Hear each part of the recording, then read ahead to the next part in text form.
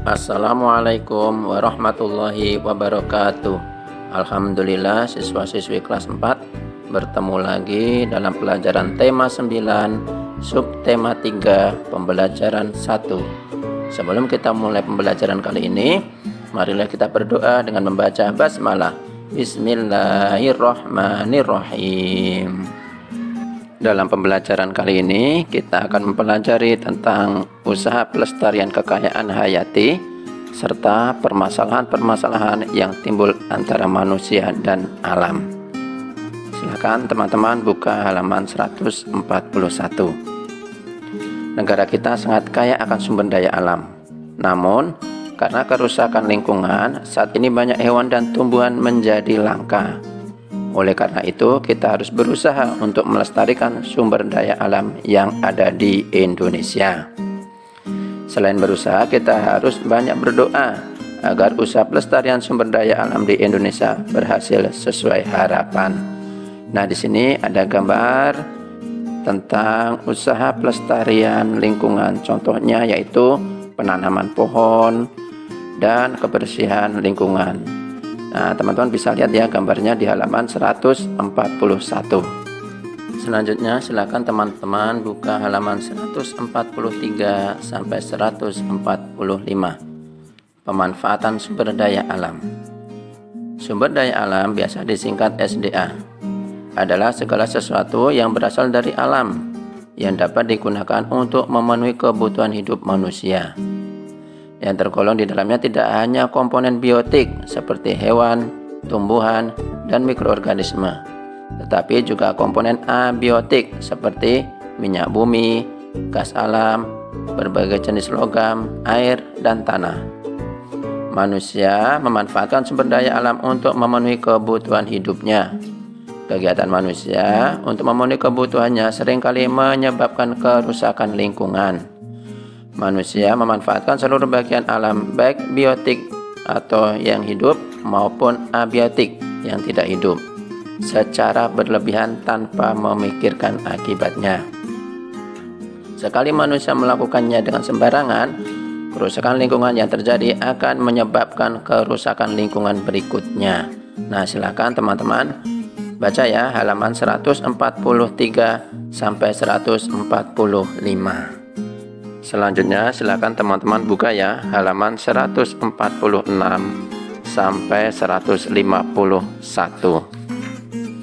tentang permasalahan-permasalahan yang timbul antara manusia dan alam. Berikut ini adalah masalah-masalah yang akan timbul apabila manusia tidak dapat menjaga keseimbangan alam. Yang pertama ada erosi. Erosi merupakan gejala alamiah dan seringkali disebut sebagai erosi geologi. Peristiwa erosi terjadi secara perlahan-lahan, terutama terjadi dengan bantuan media air di sungai yang mengikis dasar dan tepi sungai. Yang kedua ada perpindahan penduduk. Perpindahan penduduk mengakibatkan daerah yang didatangi menjadi lebih padat sebagai akibat jumlah pemukiman terbatas. Yang ketiga ada perburuan liar. Yang keempat ada pencemaran lingkungan atau polusi.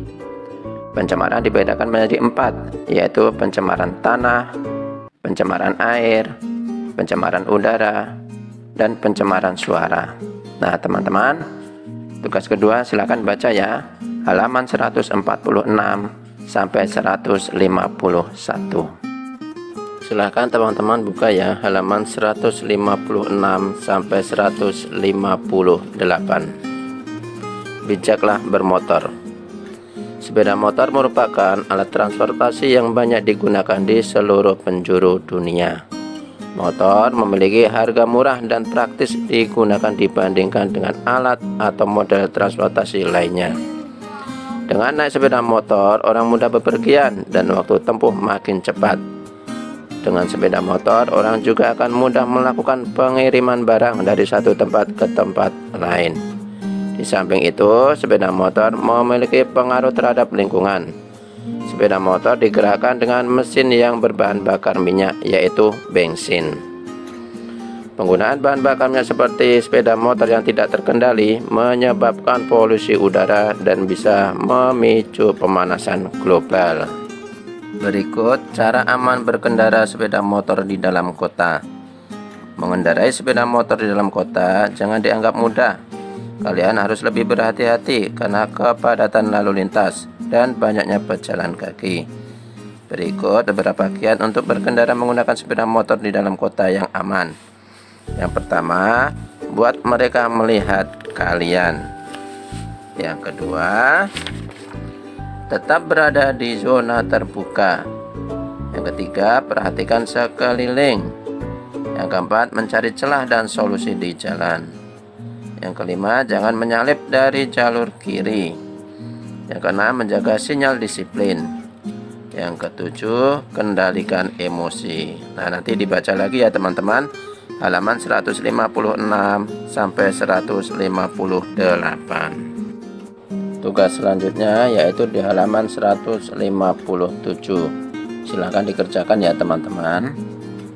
Demikian pembelajaran kali ini. Terima kasih atas perhatiannya. Kita tutup dengan membaca Alhamdulillahirabbil alamin. Wassalamualaikum warahmatullahi wabarakatuh.